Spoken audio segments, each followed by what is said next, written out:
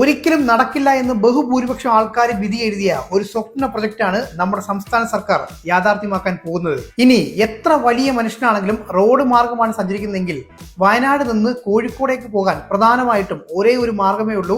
അതാണ് താമരശ്ശേരി ചുരം. കോഴിക്കോട് അടിവാരത്തിൽ നിന്ന് തുടങ്ങി വയനാട് ലക്കിടി വരെയാണ് ഈ ചുരം വളഞ്ഞു പുളഞ്ഞു കിടക്കുന്നത്.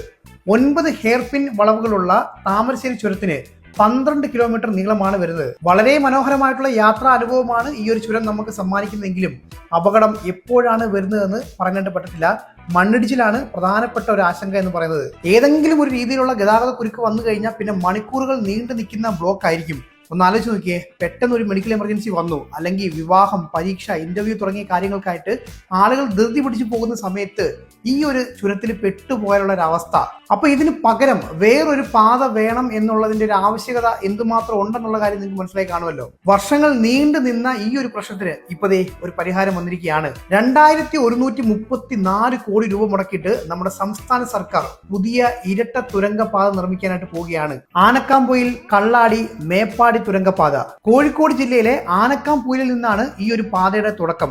ആനക്കാംപൊയിലിൽ നിന്ന് മറിപ്പുഴ വരെ നീണ്ടു നിൽക്കുന്ന 6.6 കിലോമീറ്റർ 4 വരി പാതയാണ്.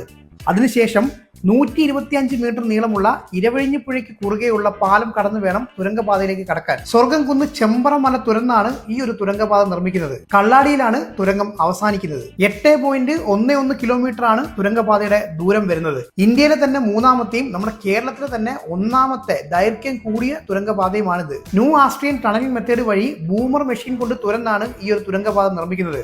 ഒരു ടണലിന് മാത്രം 8 മീറ്റർ വീതി വരുന്നുണ്ട്.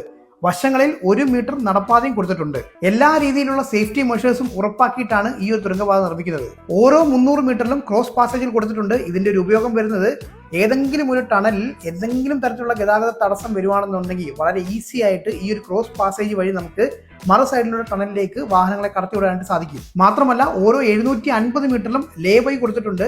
ഈ ഒരു ലേബൈയുടെ ഉപയോഗം വരുന്നത് ഇനി ഏതെങ്കിലും തരത്തിൽ വാഹനങ്ങൾക്ക് കേടുപാടുണ്ടാവുകയാണെങ്കിൽ ഈ ഒരു ലേബയിൽ ഒതുക്കി നിർത്താനായിട്ട് സാധിക്കും. ഈ ഒരു ടണലിന്റെ നിർമ്മാണം ഏറ്റെടുത്തിരിക്കുന്നത് ദിലീപ് ബിൽകോൺ ലിമിറ്റഡ് എന്ന കമ്പനിയാണ്. ഇതൊരു ECP കോൺട്രാക്റ്റിൽ വർക്ക് ചെയ്യുന്ന ഒരു പ്രൊജക്റ്റ് ആണ്. പാലങ്ങളുടെയും അപ്രോച്ച് റോഡിന്റെയും നിർമ്മാണം ഏറ്റെടുത്തിരിക്കുന്നത് റോയൽ ഇൻഫ്രാ കൺസ്ട്രക്ഷൻ ആണ്. പിന്നെ അറിയാലോ, ഒരുപാട് എതിർപ്പുകളുള്ള ഒരു പ്രൊജക്റ്റ് ആണിത്. ഒരുപാട് ആൾക്കാർ നടക്കില്ല എന്ന് വിധി എഴുതിയ ഒരു പ്രൊജക്റ്റ് കൂടിയാണ്.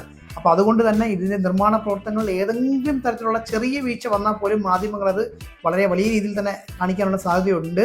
പക്ഷേ നമ്മളെല്ലാവരും ഈ ഒരു പ്രൊജക്ടിന്റെ കൂടെ തന്നെ നിന്ന് ഇത് വിജയിപ്പിക്കണം.